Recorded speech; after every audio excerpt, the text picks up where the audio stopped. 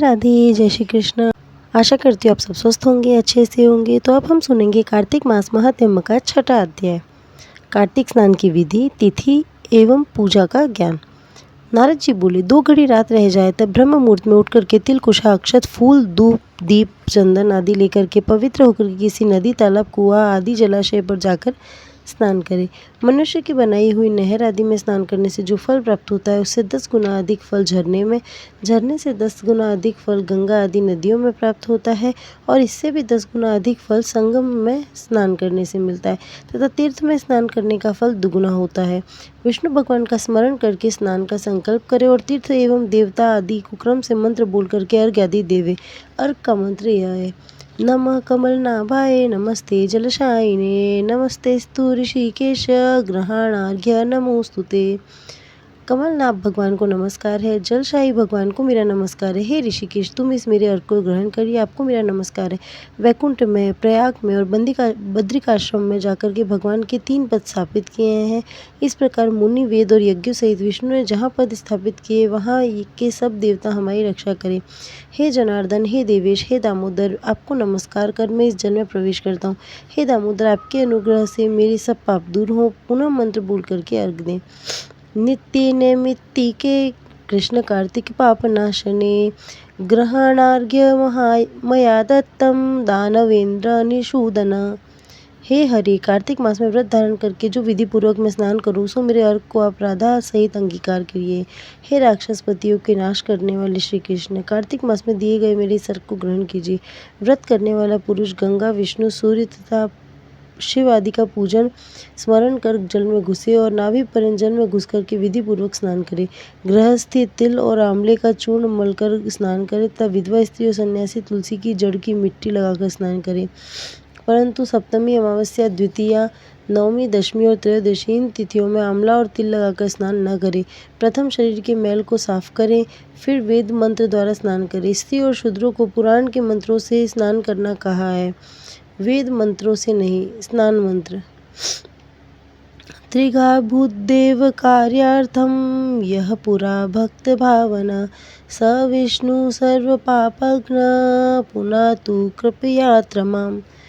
भक्त भावन, जिस प्रभु ने देवताओं के कार्य के निमित्त 3 प्रकार का रूप धारण किया था, वे पापनाशक प्रभु कृपा करके मुझे पवित्र करें। जो विष्णु की आज्ञा से इंद्र सहित सब देवता कार्तिक के स्नान करने वालों की रक्षा करते हैं, वे मेरी रक्षा करें। बीज रहस्य यज्ञ सहित सब वेद मंत्र तथा कश्यप आदि सभी मुनि और देवता मुझे पवित्र करें।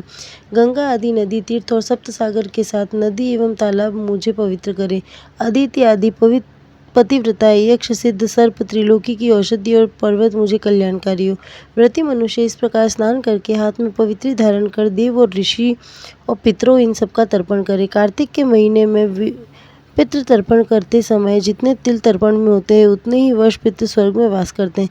तदनंतर व्रती पुरुष जल में से निकल करके पवित्र वस्त्रों को धारण कर प्रातः काल के कर्मों को समाप्त कर हरि भगवान का पूजन करे। तीर्थ और देवताओं को नमस्कार करें, स्मरण करके भक्तिपूर्वक गंध, पुष्प और फलों से अर्घ प्रदान करें। व्रतिनः कार्तिके मासी स्नातस्य विधिवन् मम ग्रहणार्घ्यं मया दत्तं राधाया सहितो हरि। जो मैंने विधि पूर्वक कार्तिक मास में स्नान किया सो मेरे इस दिए हुए अर्घ को हे हरि राधिका सहित आप ग्रहण कीजिए। पश्चात वेद पाठी ब्राह्मणों का पूजन करें, गंध, पुष्प और तांबूल चढ़ाकर बार बार नमस्कार करें। क्योंकि ब्राह्मणों के दक्षिण चरण में तीर्थ और मुख में वेद रहते हैं तो उनकी पूजा करने से भगवान प्रसन्न होते हैं। पृथ्वी पर ब्राह्मण विष्णु के रूप हैं, इसलिए अपना कल्याण चाहने वाले कदापि इनका अपमान और विरोध न करें। फिर हरि की प्यारी तुलसी जी की पूजा कर परिक्रमा दे, नमस्कार करे और कहे कि प्रथम तुम्हें देवताओं ने बनाया, फिर मुनियों ने तुम्हारी पूजा की। हे हरि प्रिय, तुम मेरे पापों को हरण करो। फिर स्थिर चित्त में पुराणोक्त हरि कथाओं को श्रवण करें तथा भक्तिपूर्वक उन ब्राह्मणों का पूजन करें। भक्तिपूर्वक पूर्वोक्त विधियों को धारण करने वाला नारायण की सालोक्यता को प्राप्त होता है। रोग और पातकों को हरने वाला, उत्तम बुद्धि, पुत्र और धन तथा मुक्ति के देने वाला विष्णु भगवान के प्यारे कार्तिक के व्रत के सिवाय कोई और व्रत नहीं है।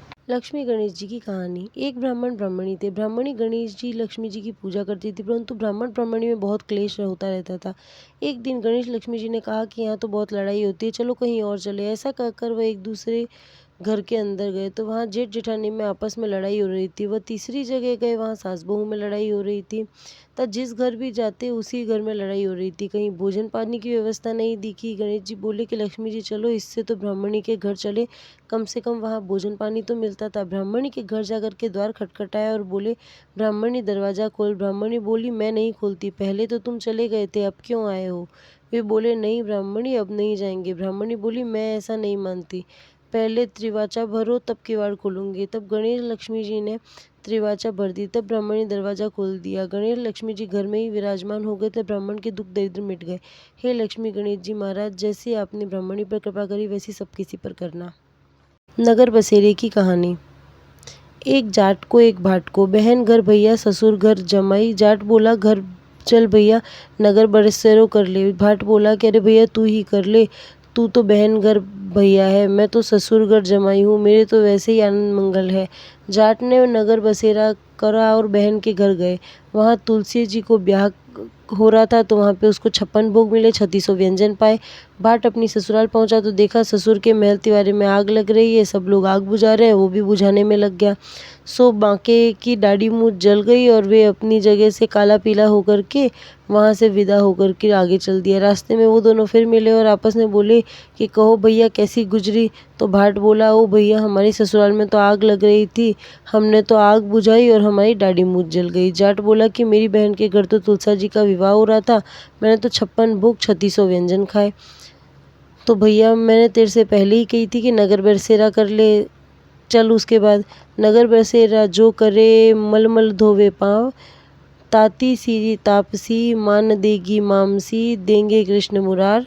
दौड़ी आऊँ 5 कहानी कार्तिक की कहूँ, राधा दामोदर तेरी शरण। नित्य की कहानी। एक ससुर बहू थे। ससुर कुछ नहीं करते थे। एक दिन बहू ने कहा कि ससुर जी आप कुछ करते तो नहीं हो, नित्य नियम ही कर लो। ससुर बोले, अच्छा बहू अब हम रोज़ मंदिर जाया करेंगे दर्शन करने। एक दिन बहू ने कहा, देखूं तो ससुर जी कितना नित्य नियम करते हैं। उसने झट से खिचड़ी बनाई और बोली, ससुर जी खाना खा लो। ससुर जी खाना खाने बैठ गए, इतने में ही मंदिर का घंटा बजा। ससुर जी बोले, हम तो बहुत भूले, मुँह का गसा मुँह में ही रह गया और हाथ का हाथ में, और मंदिर भाग गए। वहाँ सब लोग इनके वेश को देख करके हंसने लगे। भगवान ने सोचा ये सब मेरे भक्त को देख करके हंस रहे हैं, इसलिए उन्होंने मुंह के गस्से को तो लाल कर दिया और हाथ के गस्से को हीरा कर दिया। हाथ का हीरा तो प्रभु पर चढ़ा करके आ गए और लाल को घर ला करके बहू को दे दिया। बहू ने कहा कि हमने तो तुम्हें नित्य नेम के लिए कहा था और तुम भगवान के मुकुट में से लाल चुरा लाए। ससुर जी बोले, बहू हमने चोरी नहीं की, हमें तो भगवान ने दिया है। यह पूछने पर बहू मंदिर चली गई। वहाँ सब ने कहा कि तुम्हारे ससुर को तो भगवान ने दिया। यह सुन करके बहू घर आ गई और ससुर से बोली कि आपने तो कुछ ही दिनों में सब कुछ पा लिया, मैं इतने दिनों से सेवा कर रही थी लेकिन मुझे कुछ नहीं मिले। ठाकुर जी प्रेम के भूखे हैं, जैसे ससुर पर कृपा करी वैसी सब किसी पर करना।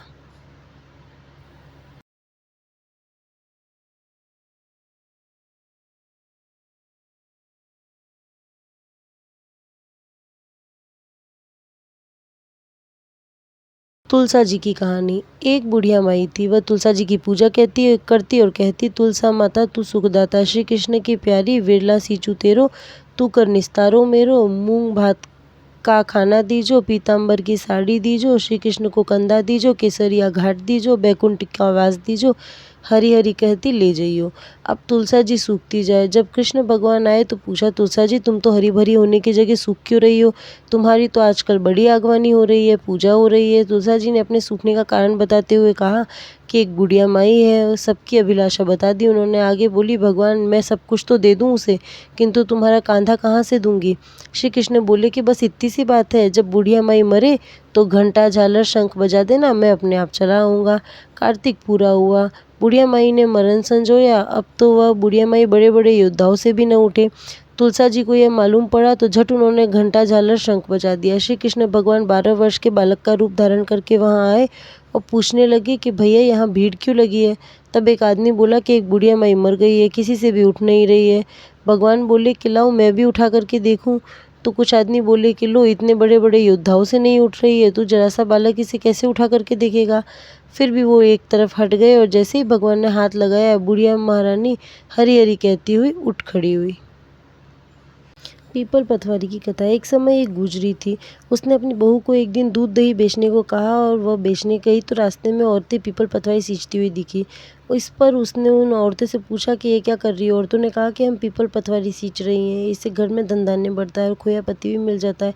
बहू बोली, ऐसी बात है तो मैं पानी की जगह दूध व दही से सींचूंगी। गुजरी ने बहू ने रोज दूध दही बेचते समय पीपल पतवारी को दूध दही से सींचना शुरू कर दिया। जब सास दूध दही के रुपए मांगती तो कह देती कि महीना पूरा होने पर हिसाब दे देगी।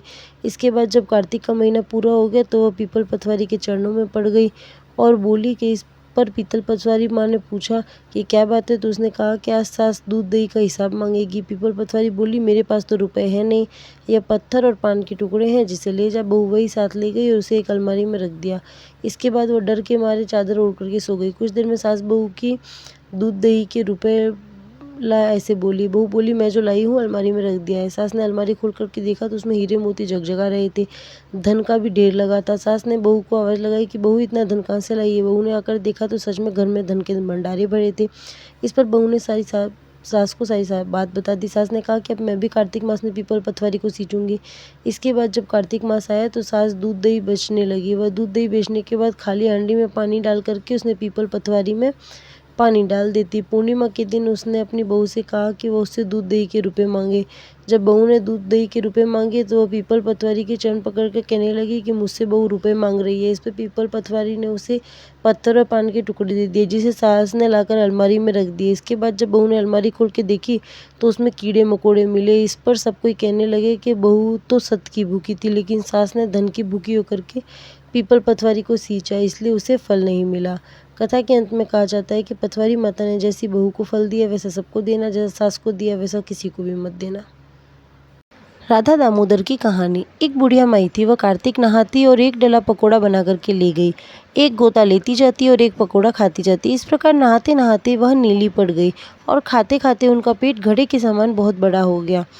अब तो भगवान बोले कि हे भगवान, यह बुढ़िया माई कार्तिक स्नान कर रही है तो यह मर जाएगी, ऐसे तो मुझे बड़ा दोष लगेगा। अतः भगवान राधा दामोदर का वेश रख कर आए और बुढ़िया माई से बोले, मैया तुम्हारा कार्तिक तो पूरा हो गया है। बुढ़िया माई बोली कि भैया अभी कहाँ पूरा हुआ है, जब तक ये पकोड़े बचे हुए हैं तब तक तो यह पूरा नहीं होगा। इन्हें ख़त्म करने के साथ ही मेरा कार्तिक स्नान पूरा होगा।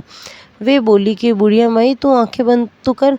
बुढ़िया माई ने आंखें बंद करी और भगवान ने झट से सारी पकौड़ी खा करके ख़त्म कर दी। अब बुढ़िया माई आंख खोलकर देखा तो सामने राधा दामोदर खड़े थे। जैसे भगवान ने उस बुढ़िया माई पर अपनी कृपा की, उसे दर्शन दिए तो उसकी सहायता के लिए दौड़े चले आए। उसी प्रकार सभी के ऊपर अपनी कृपा दृष्टि बनाए रखना। गोपाल जी की कहानी। एक सास बहू थी। परवी का नहान पड़ा। सास बोली कि बहू हम तो गंगा जी जाएंगे। बहू बोली, अच्छा माँ जी। सास बोली कि हमारे गोपाल जी की अच्छी तरह सेवा करना। तो यह कह करके सास तो गंगा नहाने चली गई। अब बहू जब अपने बच्चों को नहलाने बैठती तभी गोपाल जी को कहती कि आओ गोपाल जी नहा जाओ। गोपाल जी आवे झट नहा जावे। जब बच्चे खाना खाते तभी गोपाल जी खा जाते। परवी के नहान वाले दिन सास नहाई तो उसका कंगन खो गया। घर पर बहू नहाई सो बोली कि मन चंगा तो कटौती में गंगा। लहर लहर करती गंगा जी आई और सास का कंगन भी ले आई। बहू ने कंगन उठा लिया और कहा, अरे यह तो हमारी माँ जी का है। अब सास घर आई और बोली, हम तो नुकसान कर आए, हम तो कंगन खो आए। बहू ने कंगन निकाल कर दे दिया। सास बोली, बहू तुम्हारे पास कहाँ से आया। बहू बोली, मैं जब नहाने बैठी तो मन चंगा तो कटौती में गंगा लहर लहराती करती गंगा जी आई, उसमें आपका कंगन भी आ गया। सास बोली, बहू तुम अच्छी हो जो तुम घर बैठे ही गंगा नहा ली। तुमने हमारे गोपाल जी को भी अच्छी तरीके से रखा है। सासू जी जब बच्चों को नहलाती तभी उन्हें बुलाती, वह नहा जाते। जब बच्चे खाते तभी वह खा जाते। सासू जी तुम्हारे हाथ से वे नहीं खाते होंगे, मेरे हाथ से तो खा जाते। तुम्हें सच न होए तो तुम देख लेना। बहू ने आवाज़ लगाई, आ जाओ गोपाल जी खाना खा लो। अब गोपाल जी आए ही नहीं। बहू बोली, रोज़ तो तुम आ जाते हो, आज क्या है जो तुम मुझे झूठी बनवाओगे। झट गोपाल जी आ गए। अब तो सास गोपाल जी के पैरों में पड़ गई और बोली कि प्रभु मुझे क्षमा करो। मंगलवार व्रत की कथा। एक बुढ़िया थी, वो मंगल देवता को अपना इष्ट देवता मान करके सदैव मंगल को व्रत करती और मंगल देव का पूजन किया करती थी। उसका एक पुत्र था जो मंगलवार को उत्पन्न हुआ था, इस कारण उसको मंगलिया के नाम से बोला करती थी। मंगल देव के दिन न तो घर को लिपती, न ही पृथ्वी खोदा करती थी। एक दिन मंगल देवता उसकी श्रद्धा की परीक्षा लेने उसके घर में साधु का रूप बना करके आया और द्वार पर आवाज़ दी। बुढ़िया ने कहा, महाराज क्या आज्ञा है? साधु कहने लगा, बहुत भूख लगी है, भोजन बनाना है, इसके लिए तो थोड़ी सी पृथ्वी लीप दी तो तेरा पुण्य होगा। यह सुनकर के बुढ़िया ने कहा कि महाराज, आज मंगलवार की व्रत हूँ, इसलिए मैं चौका नहीं लगा सकती, कहो तो जल का छिड़काव कर दूँ, उस पर भोजन बना ले। साधु कहने लगा कि मैं गोबर से लिपे हुए चौके पर ही खाना बनाता हूँ। बुढ़िया ने कहा कि पृथ्वी लिखने के सिवाय और कोई भी कार्य हो तो मुझे बता दें, उसके लिए उद्यत हूँ। तब साधु ने कहा कि सोच समझ कर उत्तर दो, मैं कुछ भी मांग सकता हूँ, वो तुम्हें करना होगा। बुढ़िया कहने लगी कि महाराज, पृथ्वी लिपने के अलावा जो आज्ञा करेंगे उसका पालन अवश्य करूंगी। बुढ़िया ने ऐसे 3 बार वचन दे दिया। तब साधु महाराज ने कहा कि तू अपने लड़के को बुलाकर रौंदा लिटा दे, मैं उसकी पीठ पर भोजन बनाऊंगा। साधु की बात सुनकर के बुढ़िया चुप हो गई। तब साधु ने कहा, बुला लो अपने लड़के को, अब सोच विचार क्या करती है। बुढ़िया मंगलिया मंगलिया कहकर पुकारने लगी। थोड़ी देर बाद उसका लड़का आ गया। बुढ़िया ने कहा कि जा लेट जा, जा बेटे, तुझे बाबा जी बुलाते हैं। लड़के ने बाबा जी से जाकर के पूछा, क्या आ गया है महाराज? बाबा जी ने कहा कि जाओ अपनी माता जी को बुला लो। तब माता जी आई और साधु ने कहा कि तू ही इसको लिटा दे। बुढ़िया ने मंगल देवता का स्मरण करते हुए अपने लड़के को औंधा लिटा दिया और उसकी पीठ पर अंगीठी रख दी और कहने लगी कि महाराज, अब जो कुछ आपको करना है कीजिए, मैं जाकर अपना काम करती हूँ। साधु ने लड़के की पीठ पर रखी हुई अंगूठी में आग जलाई, उस पर भोजन बनाया। जब भोजन बन चुका तो साधु ने बुढ़िया से कहा कि अब अपने लड़के को बुलाओ, अब वह भी आकर के भोग लगा ले। बुढ़िया कहने लगी कि यह कैसे आश्चर्य की बात है कि उसकी पीठ पर आपने आग जलाई, उसी को प्रसाद के लिए बुलाते हो, क्या यह संभव है? अब भी आप उसको जीवित समझते हैं, आप कृपा करके उसका स्मरण भी मुझे न कराइए, भोग लगाकर जहाँ जाना है जाइए। साधु के अत्यंत आग्रह करने पर बुढ़िया ने जो ही मंगलिया कहकर आवाज़ लगाई, त्यों ही एक ओर से दौड़ता हुआ वह आ गया। साधु ने लड़के को प्रसाद दिया और कहा कि माई, तेरा व्रत सफल हो गया, तेरे हृदय में दया है और अपनी इष्ट देवता में अटल श्रद्धा है, इसके कारण तुमको कभी कष्ट नहीं पहुँचेगा। तुलसी माता की आरती। तुलसी महारानी नमो नमो, हरि की पटरानी नमो नमो। तुलसी महारानी नमो नमो, हरि की पटरानी नमो नमो। धन तुलसी पूरण तप कीनो, सालिग्राम बनी पटरानी नमो नमो। तुलसी महारानी नमो नमो, हरि की पटरानी नमो नमो। कौन से महीने में हुई बोई रानी तुलसा, कौन से महीने में हुई हरियाली नमो नमो। तुलसी महारानी नमो नमो। आषाढ़ मास में बोई रानी तुलसा, सावन मास में हुई हरियाली नमो नमो। तुलसी महारानी नमो नमो। कौन से महीने में हुई तेरी पूजा, कौन से महीने में हुई पटरानी नमो नमो। तुलसी महारानी नमो नमो। कार्तिक मास में हुई तेरी पूजा, मगसिर मास में हुई पटरानी नमो नमो। तुलसी महारानी नमो नमो। 56 भोग 3600 व्यंजन, बिन तुलसी हरि एक न मानी नमो नमो। तुलसी महारानी नमो नमो। धूप दीप नैवेद्य आरती, पुष्पन की वर्षा बरसानी नमो नमो। तुलसी महारानी नमो नमो। जो कोई तुलसा जी को सवेरे ध्यावे, श्री कृष्ण जी के दर्शन पावे नमो नमो। तुलसी महारानी नमो नमो। जो कोई तुलसा जी को दोपहर में ध्यावे, माखन मिश्री का भोग लगावे नमो नमो। तुलसी महारानी नमो नमो। जो कोई तुलसा जी को शाम को ध्यावे, श्री कृष्ण जी की आरती उतारे नमो नमो। तुलसी महारानी नमो नमो। जो कोई तुलसा जी को रात को ध्यावे, श्री कृष्ण जी के चरण दबावे नमो नमो। तुलसी महारानी नमो नमो, हरि की पटरानी नमो नमो। धूप दीप नैवेद्य आरती, पुष्पन की वर्षा बरसानी नमो नमो। तुलसी महारानी नमो नमो। सभी सखी मैया तेरे गुण गावे, भक्ति दान दी जो महारानी नमो नमो। तुलसी महारानी नमो नमो, हरि की पटरानी नमो नमो। वीडियो अच्छी लगी हो तो चैनल को लाइक शेयर एंड सब्सक्राइब करना ना भूले और कमेंट करके बताएं आपको और कौन से वीडियो देखने हैं। मेरे साथ कहिए राधे राधे।